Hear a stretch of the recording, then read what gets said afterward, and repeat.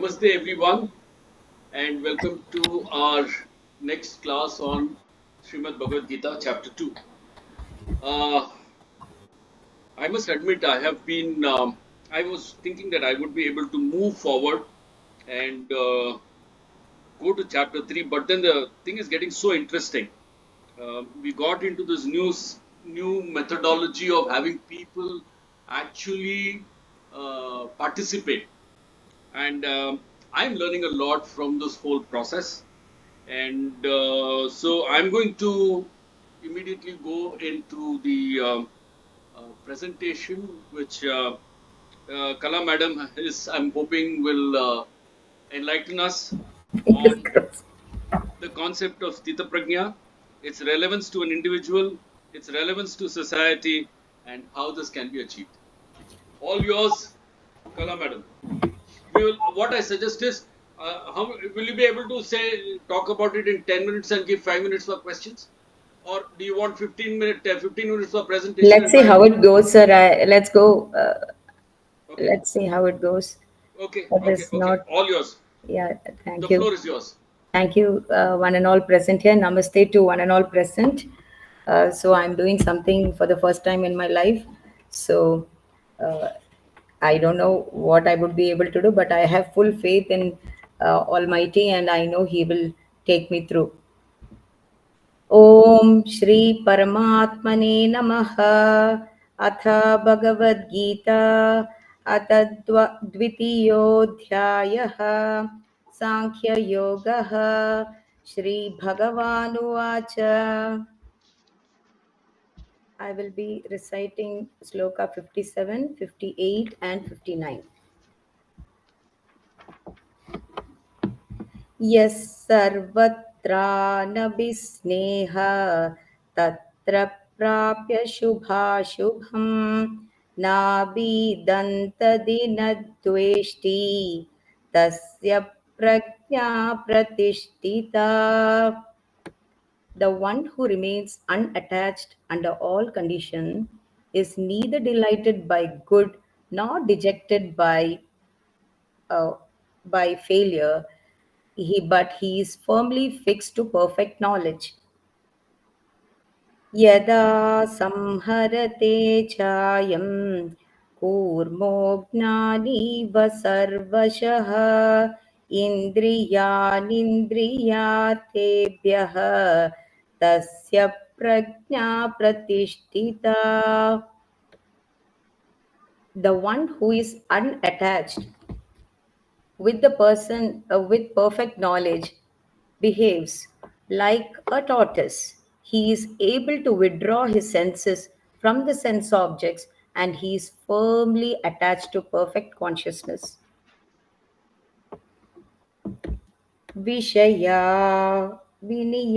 विनिवर्तन्ते निराहारस्य देहिना रजवर्जं रजोप्याप्यस्य परं दृष्ट्वा निवर्तते.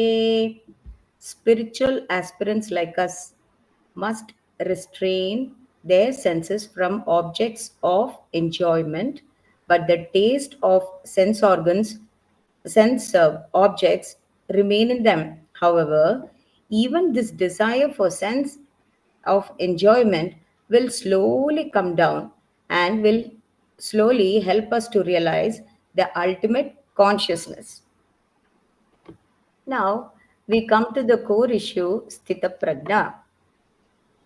Sthitaprajna is a Sanskrit word which means calmness, being firm in judgment and wisdom. It's a combination of two words. Sthitha means existing, Prajna means wise, clever, and intelligent. Bhagavad Gita says Sthita Prajna is a person with steady wisdom. So, the entire Sankhya Yoga talks about Sthita Prajna. So, this is the first part of our question. What Krishna, this is what I understood. Now I am going to the second question, relevance, okay, to an individual. A person who is a Sthita Prajna person is, he is also called Jivan Mukta. He's liberated slightly. He shows a different behavior than the normal person. He's free from the worldly attachment, and he does not need too many things because his whole objective is to seek truth. He's free from the motives and egos. He has attained full knowledge of ultimate reality.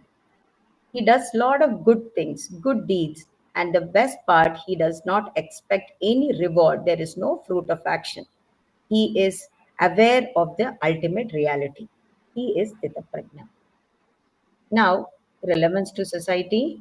A person, Sthithaprajna person, is always a welcome asset to the society because he is very stable, balanced. He is not bothered, he is not disturbed about the ups and downs of life. So he is always ready to give. So he is ready to give. He is able to share happiness. He is able to share uh, even the whatever he has. Probably he likes to share, and he is very doing it without any expectation. Now that is about uh, what a Sthita Prajna can do to the society. Now the million-dollar question. Today's uh, core issue, what we have been discussing, I was following it very carefully when we were all discussing how can, is it so difficult? Is it possible? Am I capable of doing? I can talk about myself because I am a person, I am a very curious person. I don't I the 24 hours in a day, I don't waste a single minute. I'm a teacher by profession. My day starts at 3 in the morning. I read, I practice like a student. I sit and read. I have a lot of books. I read the textbook and try to comprehend certain things I don't understand. I keep going back and forth. Uh, so when I was and trust me, I am part of about half a dozen groups. So slowly, I think my family will disown me. I will go to Vanaprastha by default because they are fed up with me, or because every time after this goes another class, after that, it keeps happening. But no matter what, I don't give up. So now I'm part of a Narayaniam group and also one Saundara Lahari group. When I was reading this Narayaniam concept, so it takes us slowly, steadily how to progress in life. See, we are all normal person. We are not, as Swamiji said, we are not Maharshi or Valmiki or Vedavyasa. We are not. We are just ordinary human beings. So um, the best part or the path to achieve even little bit of growth, spiritual growth, is to take the bhakti yoga, bhakti path, which is simple compared to other path. We entrust ourselves to the lotus feet of whichever god. I was very excited to receive one message from our Ram Mohan sir, which says we have six different paths.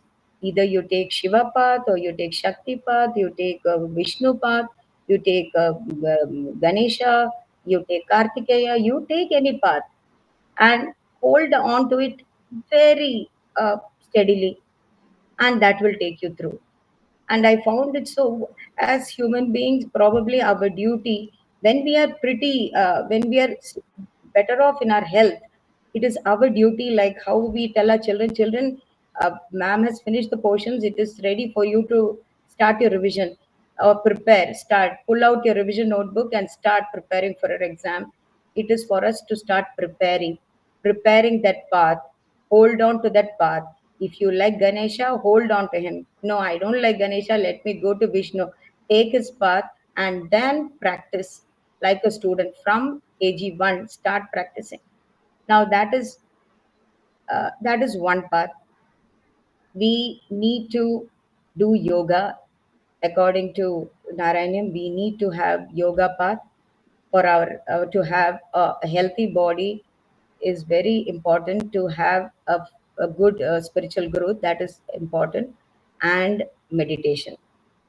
Meditation, I believe, we have 24 hours in a day, and we need to spend 8 hours on meditation. That is what is expected from us.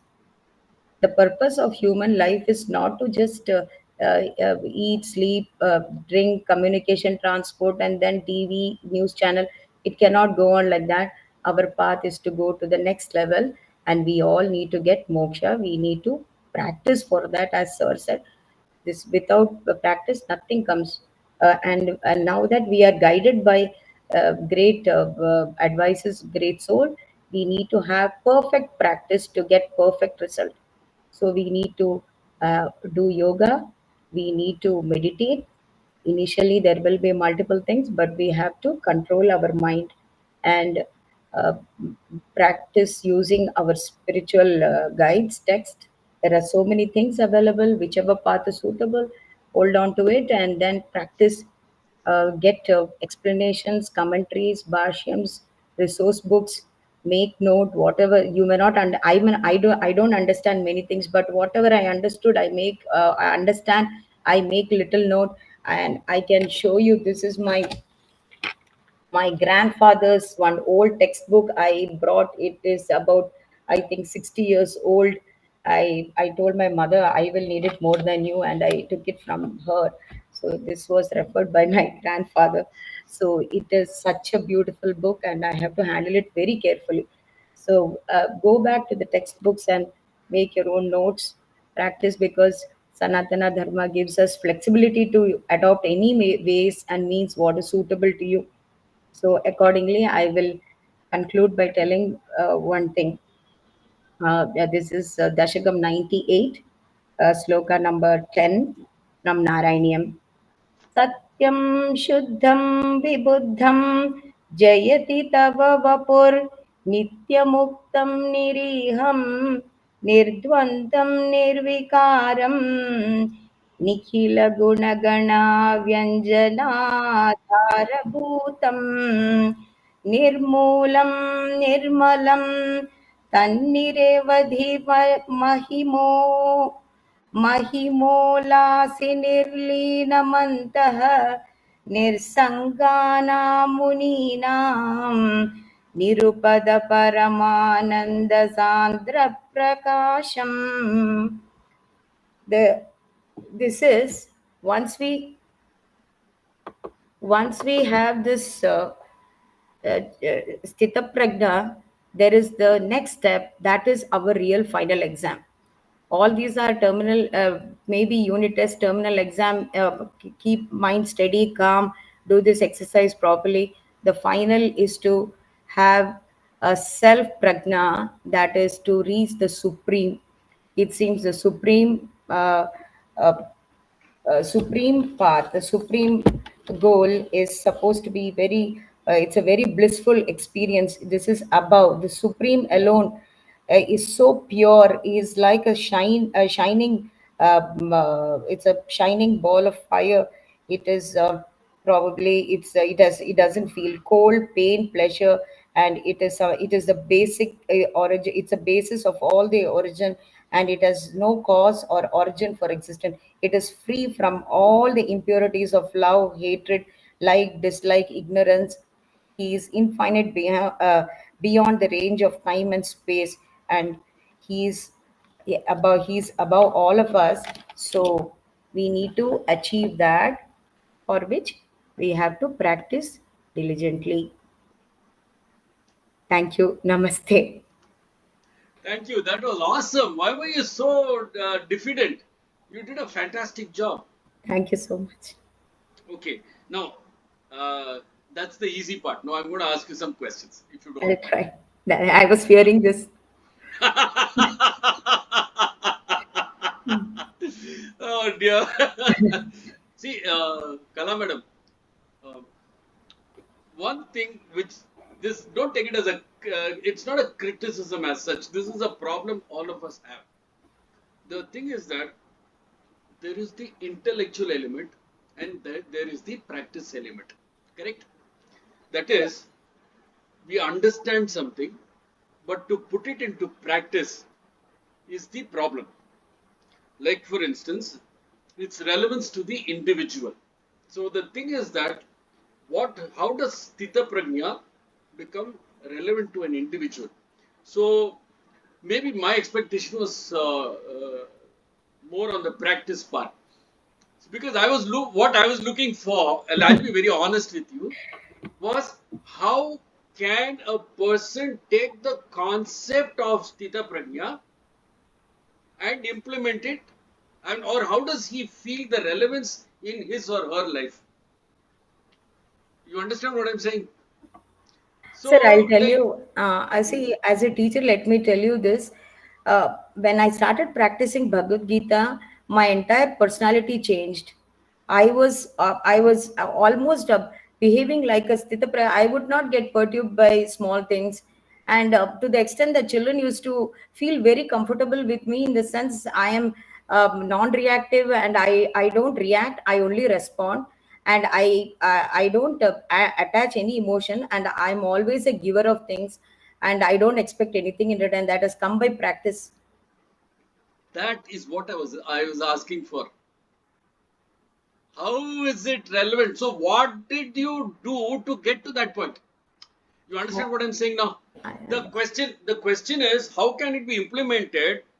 The question of implementation is not the theoretical part. So you're saying that you were a person who was reactive and you become responsive. So there was something that happened. There was a transformation. Now, your lessons of that transformation, if that is what I was seeking, because each of us has an experience, anubhava. When you take that experience and you share that experience, what happens is that the those that are listening to you begin to it starts triggering certain things in themselves, that, oh, okay, this example, this is something similar to mine, I resonate with it, maybe I can implement it and change the sir, I'll tell problem you, of. there is a very simple mechanism. If you meditate, if you practice the slokas, even mental chanting, and then after every sloka, 3 minutes of silence, trust me, within 1 month, you will turn to be this. I can challenge this anybody. It will So come this is automatically. It so is you're there in our saying system. It is there. It is all there. Like, you just have to go, just knock the door, and it is all there. You will not only the added benefits of meditation I have seen. I never used to miss a single practice. Where I was the worst in the whole group there, but even then I would not, because they were all seniors. I was the most junior there. In spite of that, I would listen to them, follow, like one dog following the master. I would simply, without anything, shut my mouth and follow. I never used to think whether it is possible, impossible, what if I fail. I said I will simply follow. But trust me, sir, over a period of time, people looking at me, they said, we can see a change. What is that? Then somebody went to the extent of asking, what is that sudden change? Which cream are you applying? I said, yeah, I went to a beauty parlor. So that is the level of change one can experience. The nadi mandala, the entire aura, uh, my all of them, I am a living example, I should say. I should not, I don't misunderstand me, but then I'm only trying to tell you, if you meditate, you will get dividends. Trust me. You will simply have to do that. You will get results. this brings me to my second question. Yeah. So you found a practice that works. Why are you reading more? So, see, I want to be, see, I have three goals in my life. I need to learn Bhagavad Gita, Bhagavatam, Narayanyam, and I got Saundarya Lahari by, bonus. So when I'm okay, when I'm healthy, I want to gather all that. So when Why? of this one, when I'm 60 plus, I can meditate, and You I haven't don't answered the question. You have not answered the question. repeat. You have found the gold mine. You Yeah. are at the gold mine. You know that if you do japa and silence. There's nothing else required. You know this now. Yeah. What is the need for the rest of this? The chanting I do, to keep my this. I feel very nice when I read. I get a lot of power. My entire brain reacts in a different way. It's the entire connection. When you say relax your brain, I can literally relax my brain. When you tell me, okay, you go to the inner level of your ear, I can really be part of that. When you say, okay, tell your leg to be fine, I can talk about positive healing. I can feel all that, sir. I don't know, something strange, but then I've understood. I get where you're coming from, because I completely resonate with what you're saying. The question, you're still not answering the question. maybe I'm I'm average, saying sir. I am too greedy. you've got gold in your hand. Yeah. You've reached. You now only all you need to do is sit and practice. Yes. How will Bhagavad Gita add value to you? See, Bhagavad Gita, it has added a lot of things into me, but I need to practice. I practice for the love of practicing. I do. For the love of gaining wisdom. I do. To be so that probably one day down the line, if somebody asks me to give you a speech on Bhagavad Gita, probably tomorrow, if somebody asks me to give a speech on Southern LA, maybe I should. So only to gather more information, I keep reading. Okay. Thank you very much. Is there anybody who wishes to ask anything of Kala Madam? Um, if not, then I don't know if Vidya Madam is there. Lata Madam, yes. Kala madam, Yes. I have a question to you. You made me very curious about the. I know sir will ask why, what's the need, but I'm just curious about the name of the book that your grandfather used to Narayanyam. refer. This is Narayanyam. Old edition, Okay, okay, 1965. It's the old. okay, okay, It has a lot of footnotes, notes, the core issue, okay, the explanation, a lot of things. I don't get all these things. I have scanned the market. okay, I don't get this kind of resource book. okay. Jai Shri Madam. Dhanyavad, dhanyavad. This is not exactly directed to Kala Madam, but it's a general question. Every time I hear this, do not have expectation, do not be attached, it's extremely stressful for me. Fair How enough. can how can I be human and not have desire? If I give something to somebody, I will expect them to say thank you. If they didn't say thank you, I'll say, oops, what happened? Why they didn't like it, or what happened? Are I do expect them to say a word of appreciation. Absolutely. Okay, can So I answer the now, question? yeah. We'll split this into two parts, because then we'll drag it on to other subjects as well. Let's just stick with this. So you have an object. You like or you dislike the object. In that sense, you form an attachment to the object. Mm. When you form an attachment to the object, obviously you want something out of the object, because there is an attachment. Now, when you like the object, you bring it closer. When you dislike the object, you push it away. Mm. Now, this pulling in and pushing out, when you pull it in towards yourself, it's called raga. When you push it out and you distance yourself, it's called dvesha. Mm. And this action of pulling and pushing is karma. Mm. Action. Okay. Now, the question really is, who is the person who is pulling and pushing? Is it you, or is it something else? So here, what happens is, when we relate to other people, like for instance, you said that when I'm giving something to somebody, I expect a thank you. There is an expectation, right? Who is the one who is expecting it? It is an identity that is by nature Mm. insecure and wants affirmation of action. Am I correct? Yes. Now, for as long as you have that sensitivity, you will never be free because you are constantly bonded to the object. Hmm. Do you understand what I'm saying? May I interrupt here, please? Yes, please. Is that possible not to be attached? Is it possible? It is not possible to. So the thing is that in a normal circumstance, for when you're in a normal living, grahasthasrama, it will be very difficult. The question really is that can you do something without expectation of return? So, for instance, let us say you have a child, a boy or a girl somewhere, and you are sending the child a gift. Now, you might expect a effusive thank you, but the child might give you a thank you which is very, you know,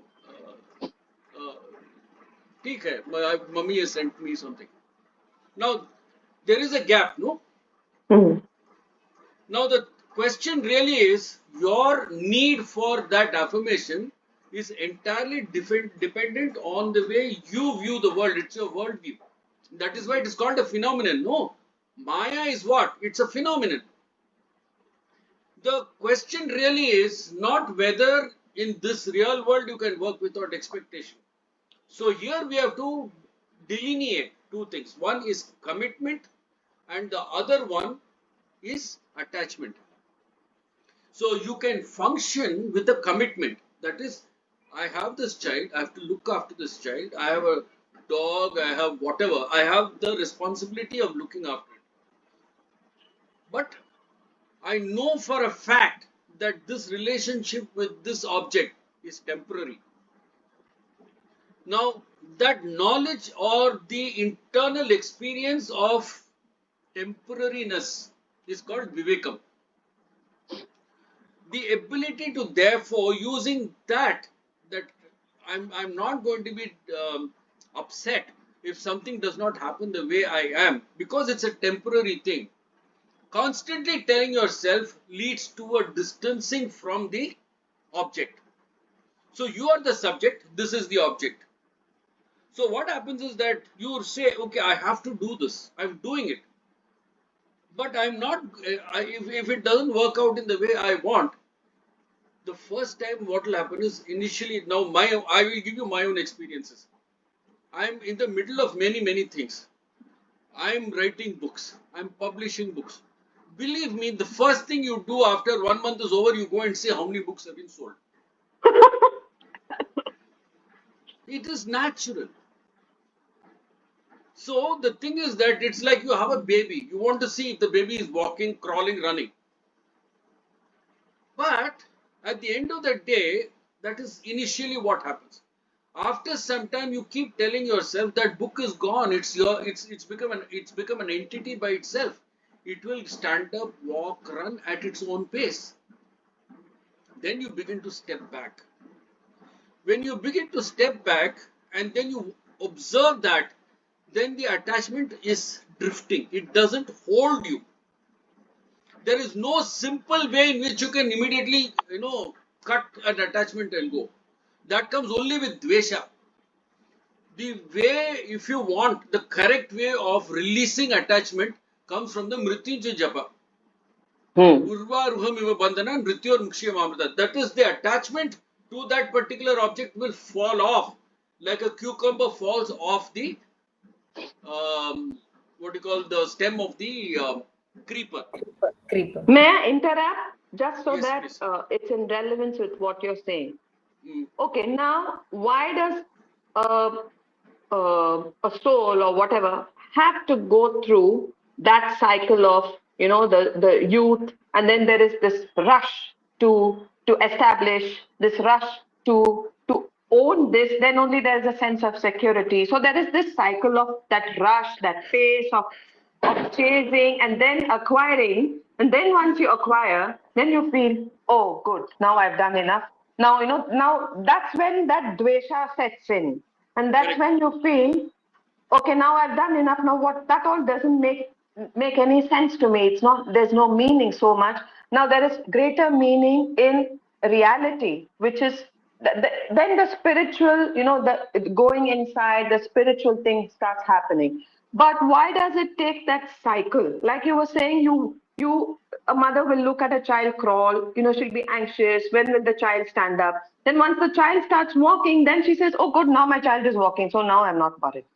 Why does it take that cycle to go through to reach that little state of vairagya and viveka? That is called dharma. That Okay. is, we are conditioned. It is conditioning. We are conditioned in a particular manner. But before I get there, because that is going to come in Karma Yoga, we will definitely attend to that subject. I'm sorry, have I digressed from today's chapter? No, you haven't. You haven't. These are all very relevant subjects. The only problem is I had committed to Vidya madam that she will talk on temples. I don't know if she is in the group today.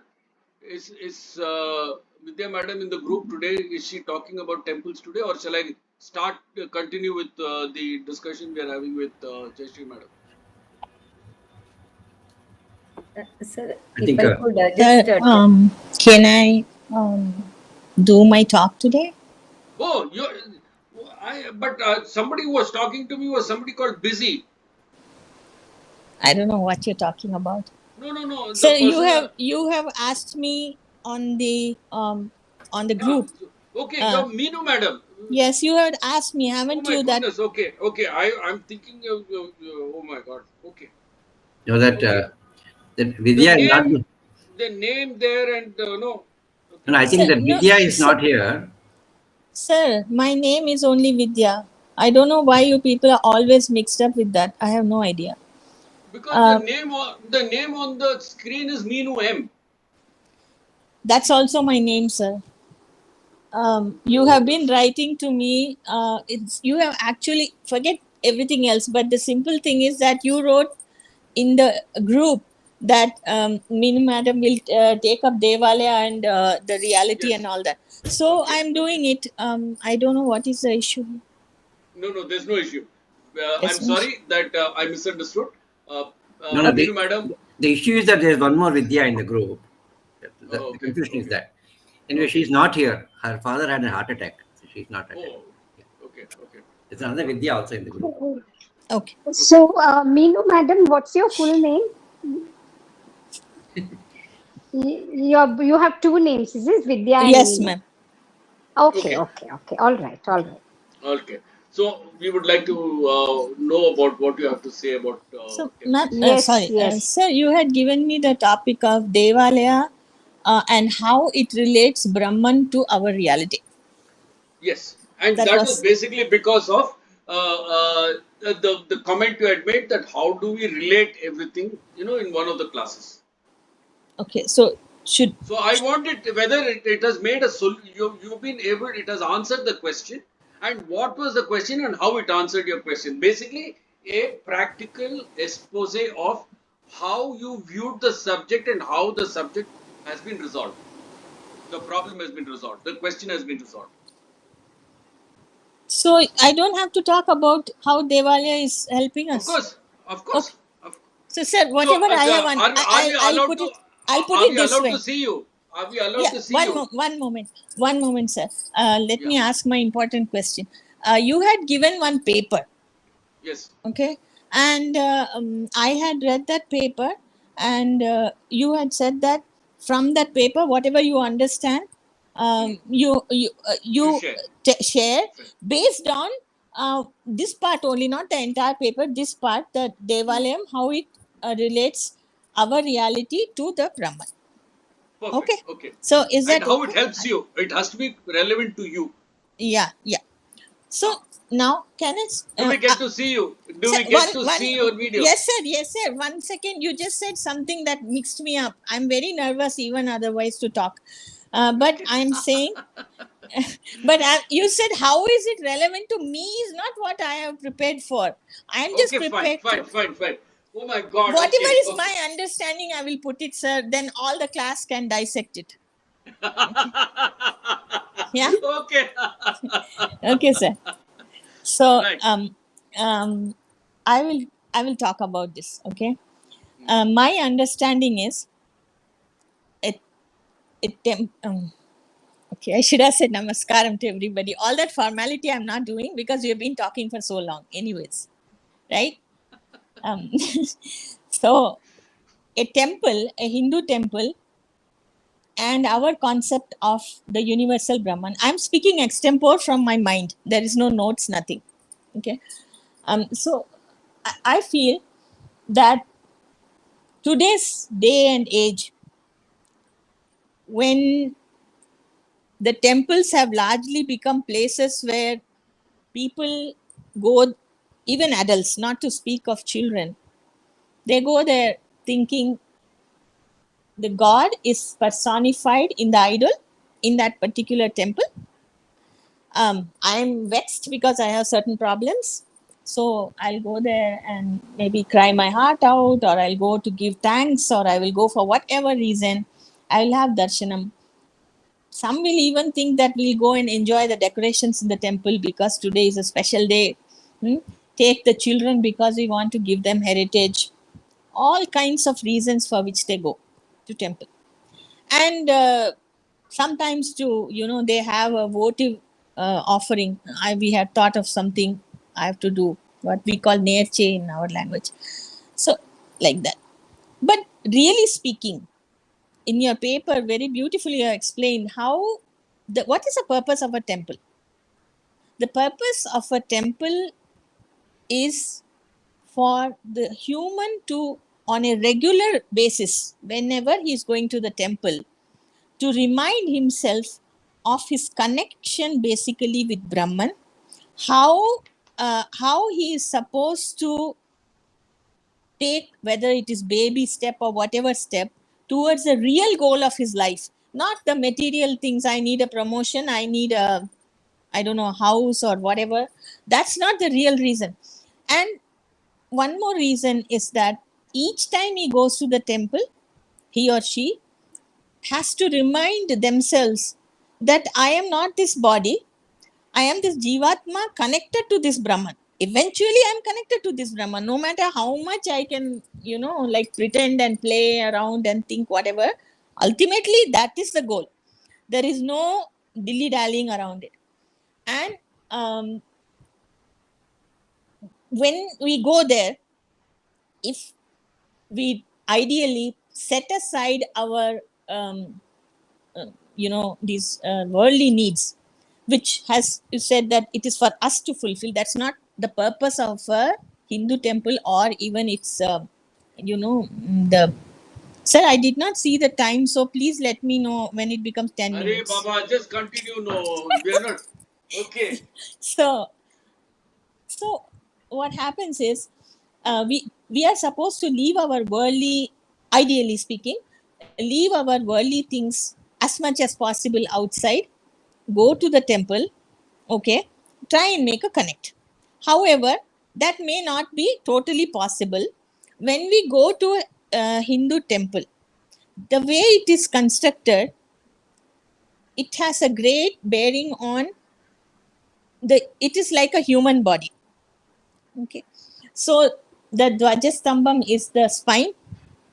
The the the Garbhagruham is the Brahman, and the deity inside sitting there has got the inside the deity, the consecrated deity is the universal power, which is radiated from there towards the people when they go to the temple. And there is a certain very exact way to approach our temple visit. It is not a random thing. From start to end, from when we start from home, we have to dress in a certain way. We have to attune our mind to a certain attitude. We have to follow, as Sanatani practicing, we should be very careful in practicing all the particular rituals respectfully, as much as possible according to that particular deity in that particular temple. So, and when we go there, we have to remember all the reasons why we are doing what we are doing. Okay, like when we are doing namaskaram, that is a form of surrender. Okay, why Balipitam is there? we can learn all these things. Then when we go into the temple, it is the paper also tells us very beautifully how it is all these different chakras. Okay, so the Garbhagruham is a Sahasrara, and inside the Vigraham which is there, it is the Agnya Chakra.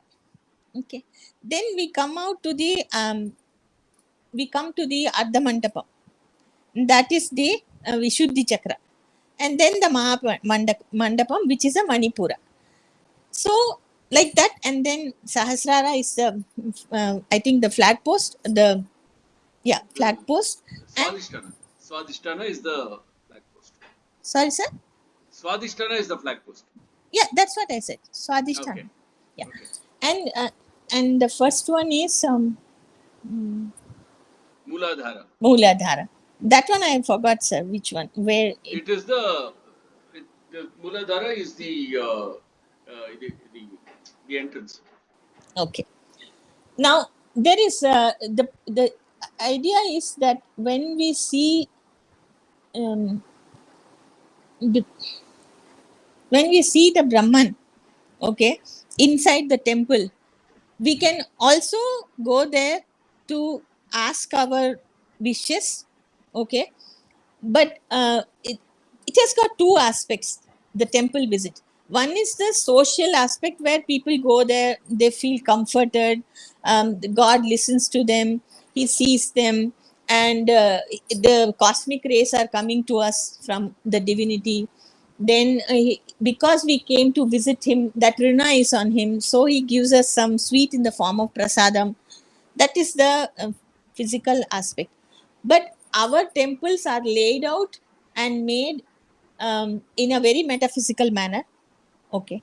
And so they are not a random, just one room in which you put one vigraham and then just we go and pray to them. It has got every aspect of it, whether it is the flooring, the ceiling, the way it is made, the idols, their direction, the way they are kept, and how we are supposed to circumambulate. Everything is very methodical and precise. So whenever we go to a devalayam, our reality, if we see our physical reality, is that we are all in this worldly life and we have problems and all that. If we look at it as that, for that also people go there to the temple and they find their relief that way. Say they have intense devotion towards one particular form of a deity, they have a wish and gets fulfilled also so many times. So that type of people are also going there. But there is another kind of people also who go there, which is more like the yogi type, who are trying to make a connect with this idol which has got prana pratishtha done inside it. It is consecrated. So they will be sitting and doing dhyanam in the precincts of the temple, and they will try and make a connect with the divinity there, and through mantra chanting or through dhyanam, through meditating very deeply here, depending on their advanced stage or not. 2 minutes.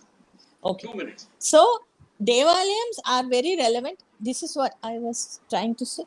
Devalayams are very, very relevant for Hindus. They are an indispensable for our society, for our economy, Hindu society economy. I'm not meaning the general Indian economy. They have revitalized and held together the Sanatanis for millennia. They have been the eye of the center of almost every ancient town, and they are very important for our identity, for our pride. The temple, I'm saying, and Yes. For also the economy on which it sustains amazingly. So the temples are a very important connect between the unmanifest Brahman and we, the ordinary lay person. The temple acts as a conduit for us. Perfect. Okay, sir. You Sir. did magnificently. No, Both sir. of you today were magnificent. I mean, I was fascinated by both your discussions. So the thing is that actually I think we need to bring in more of you all and have you all talk about various subjects. And I think we will all be enriched by your inputs. So because see, like what I'm seeing now is each of you has got a certain amount of sadhana. You all are all doing some kind of sadhana. The question really is that because I am hogging the limelight, I am often not able to bring out the sadhana that you all are all doing. And this is something that I think I need to correct us. And I'm really fascinated by the kind of exposure I have had today to each of you all, your wisdom and the way you all are looking at development yourself. I think Sir, you all did your the paper was so exhaustive that one can actually, I'm honestly saying this, one can sit and read it, say today, and 2 days you mull over it, come back to it, read it again, then go back, mull over it. Every single time you will find something extra that you hadn't seen the first time round and it will strike you. There is so much content in that, packed. That paper is packed with content. If a person just reads it, it may not seem like there is content. But if you read it and actually ruminate over, like a 5 sentences you read and then you ruminated over it, and then you try to kind of see the unseen string that combines the entire narrative together, then there is a lot to think about it and ponder over it and understand it in its many facets. So I think I already read it twice and I intend reading it, after few days, because really it is very exhaustive and brings our attention to especially the new generation, which does not just thinks that temples are made just like that. They are tourist attraction and they were built by old people. They had nothing better to do. The ancient kings and all, to deposit their money and to show off their grandeur, they built the temple. This type of attitude is there today, whether unspoken and therefore there's a very casual attitude towards temples. That temple, yeah, that temple, yeah, leave it. Or the only time people come around the temple is when there's a brahmotsavam, there is some gala happening and there is all the decoration, they come to see that. But what is the primary function of a temple when nothing is happening? Even then the god is sitting in there, right? So that part of it, the generation is neither engaging with. I'm not saying they cannot understand, but they're not engaging with that aspect. So this paper sort of bridges that, the lacunae in knowledge. okay. Um, thank you very much. And I hope others have also read the paper and you find value in it. Now, I'm going to start chapter 3. Thank you. Okay, Meenu madam, before we close down, how do you want us to call you? Meenu or Vidya? So I'm very anything is okay for me, sir. Anything. I'll respond to both. But okay. Sir Ramo and sir said that there is another lady called Vidya. Vidya. So then it will be a mix-up for you. Okay, so Meenu madam, you are Yes. Meenu now. Okay. Okay. Thank you very much. I'm going to request others also to participate. I think Lata madam, you will be next, and then I'll probably ask Jayashree madam to. Thank you to everybody for listening patiently to whatever I just You said. did a good job, magnificent job. I just said Kala madam, extempore, sir, whatever I said. no. Kala madam, you were also awesome. Today I was really, I'm really Thank you kicked so by much, sir. both of y'all. You all have really put in, and Kala madam, I'm really, really grateful to you. No, thank you, sir. And so am I to Meenu madam. Thank you, Now, sir. I'm going to jump into chapter 3 because Okay, sir. Yeah, there's less time. Sure. I'm setting my limits on 10 minutes, maximum 15 minutes, because there is a certain relevant question that Jayashree madam asked about action, expectation, and outcome.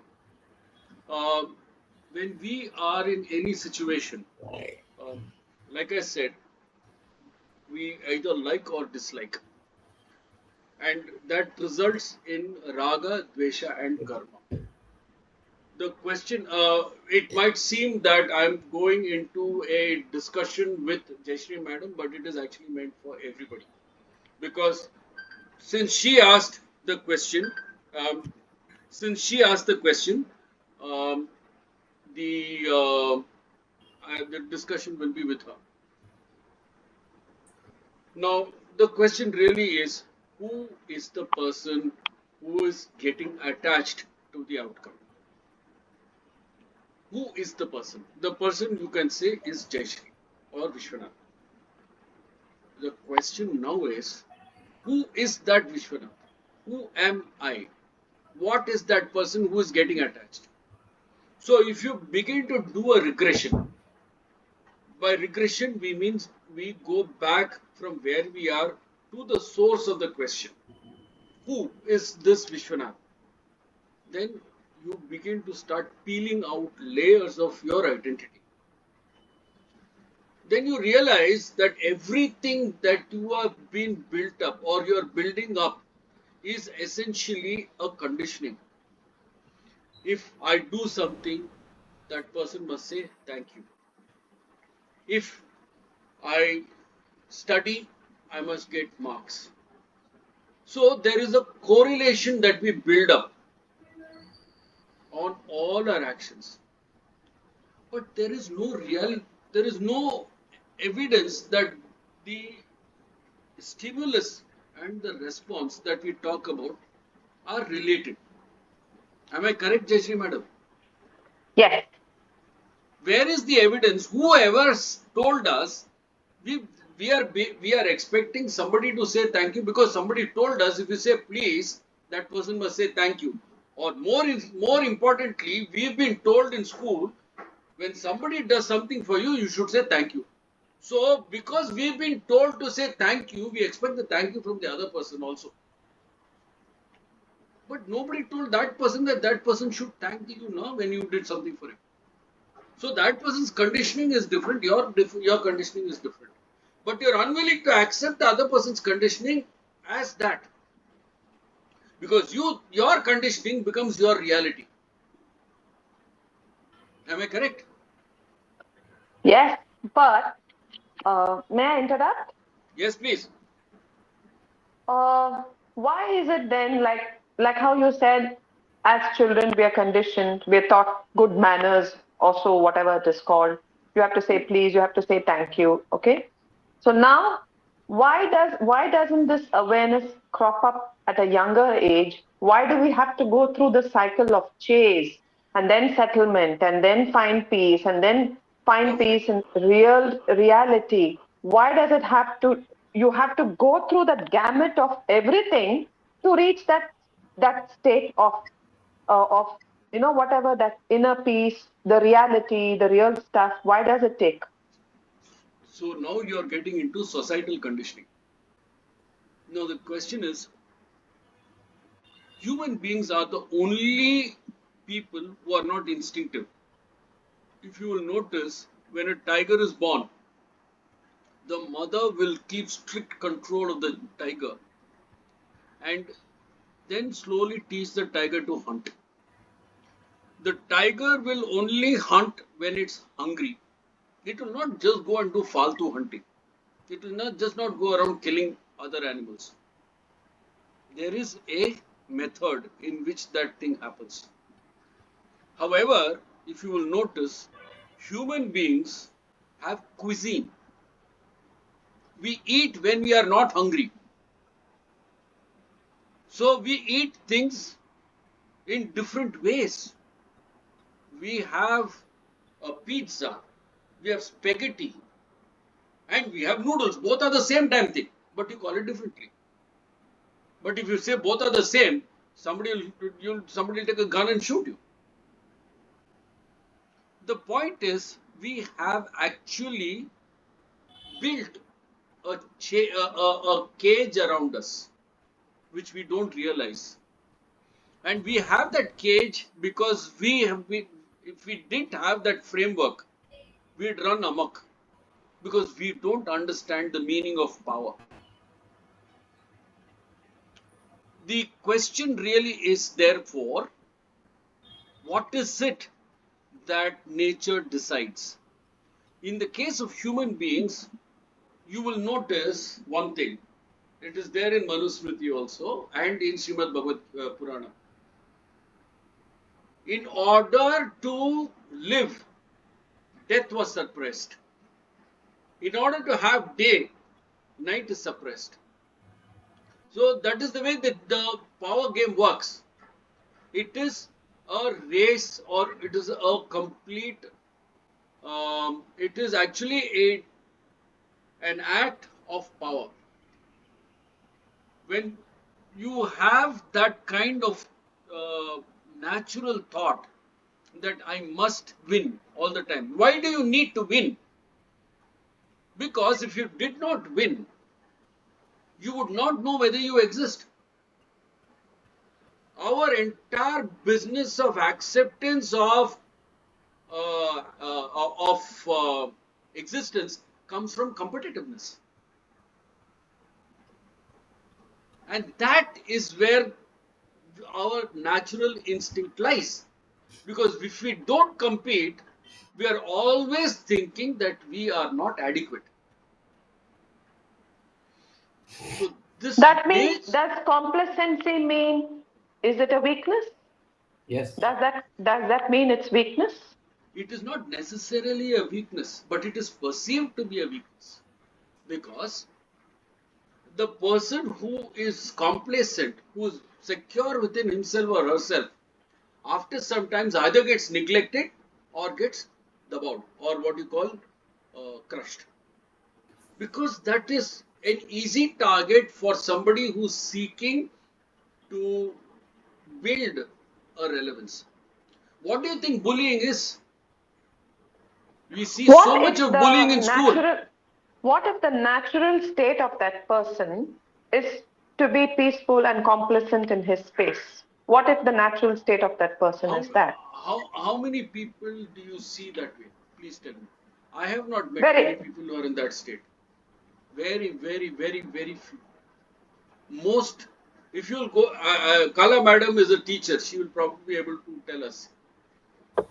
When I was small, I got bullied. I did not understand it at the time. I just took it as a natural course of things because I was very quiet. If you see today, the kind of bullying that happens in schools, it is far more toxic. Why? Because the parents themselves have said that in order to be relevant, you need to be this. We have made a entire generation of sharks who only know how to attack. Kala madam, would I be correct if I was to say bullying has increased since we were children? Yeah, it has increased tremendously. It has increased exponentially. But as teachers, as seniors, it is our duty to, protect our students by telling it's okay, it's perfectly okay. I really don't care about it. It's absolute. But what happens? We look at the Westerners and we think that's ultimate. So I have this. I train the children saying I give paper cuttings when students commit suicide. They jump out of all kinds of. I said, if you fail in one exam, there are millions of exams after that. So this is not end of everything. No, I'm not talking about competitiveness. I'm No, talking about everything. primordial bullying. The thing is that Bully in the name of marks, in body shaming, okay. ridiculing, all that. So you say that he is not at all, or she is not important. If she says okay, so what? If she feels it's okay, I don't really care. So that is the type of. That's all because of Bhagavad Gita. I said, don't be reactive. Please be only respond. Don't react. No, Only respond. so Jayashree madam, this is the teacher saying. The thing is that she is not there all the time. This is continuous. It is not just this. May I say Countries something? bully. Countries bully. US is a bully. Can you see the way it bullies other countries? So the question is for identity, whether it is a small individual, whether it is a group of people, or it is an entire community. The competitiveness is inherent. You can see India has become far more assertive. We have become more competitive. We are not bullying there. We are not bullying as of now, but we are standing our ground. So that's a different kind of power set. Am I able to make sense to you, Jayashree madam?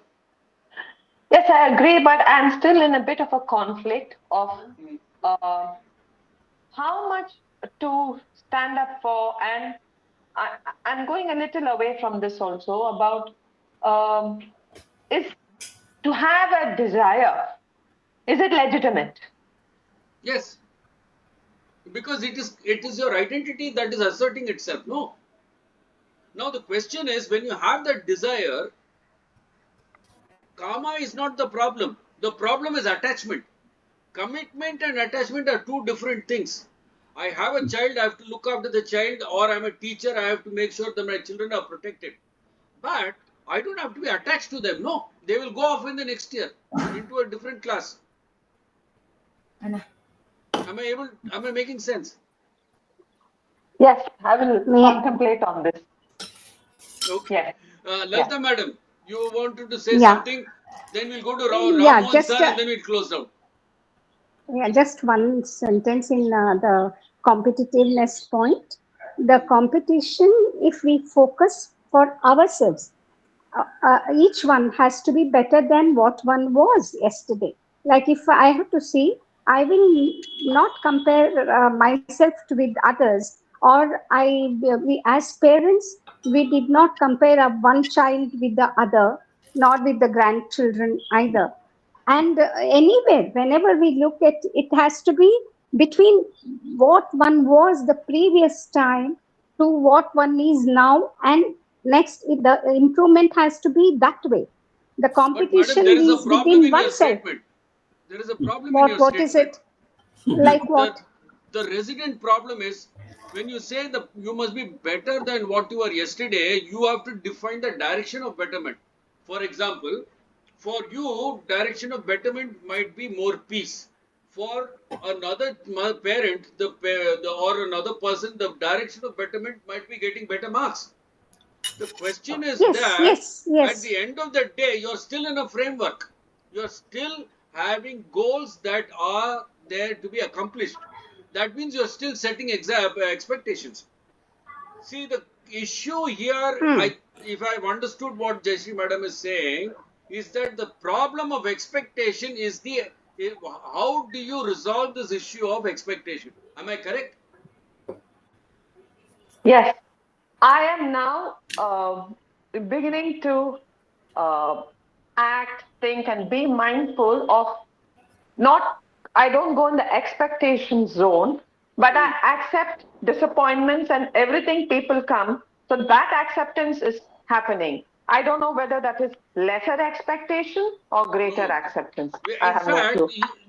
you're echoing what Kala madam spoke about today in a different word. That's all. You have stopped responding. You've stopped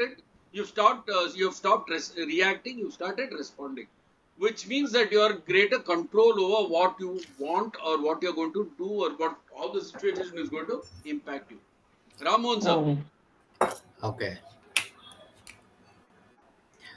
I think uh,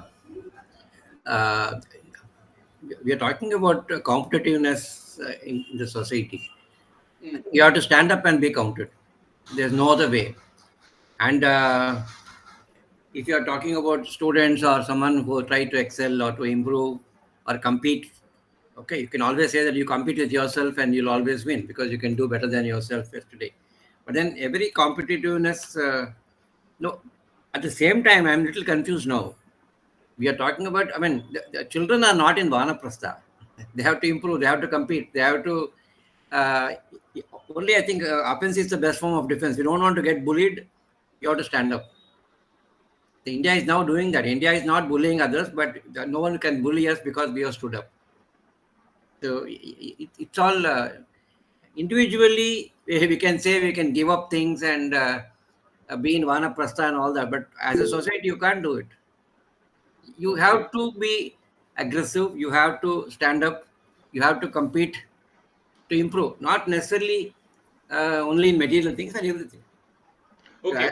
as a student, teacher, I'm saying. Yeah. Yeah, okay. Sir, one thing that I'm learning from this is that this discussion is not over. It's not Not good. by no means is it over. I'm going to give Meenu madam the last say, and then we close up because it's already 5:50. Yes, Meenu madam.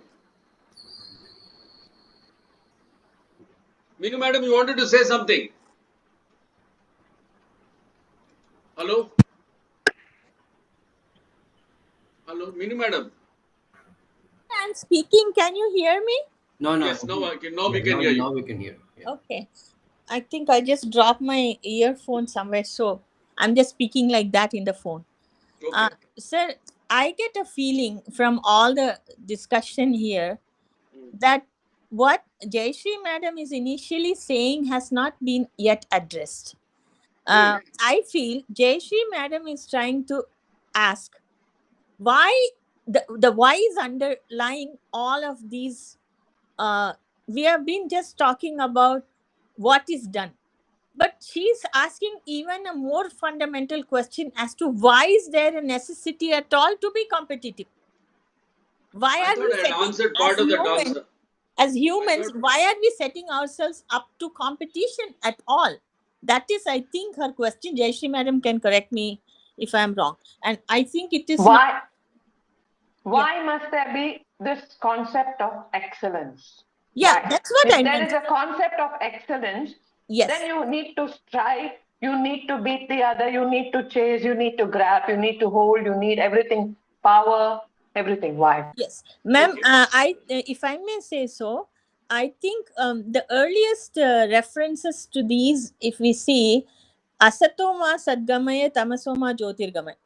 Okay, so we are always exhorted from the Upanishadic times to now, if we take it, to move from that uh, which is which is personified by darkness towards light, meaning ignorance towards wisdom and things like that. Okay, so that thing to, and that is what in your word or our words we can say is excellence. What you call in excellence is, see, tamasoma jyotirgamaya. Obviously jyoti is excellent compared to tamas, right? So I think that it has come from that hoary past that we have to move, and it is a way of evolving, because as we move to from tamas to jyoti, that means towards excellence in anything, we are going closer to divinity, to the universal consciousness, because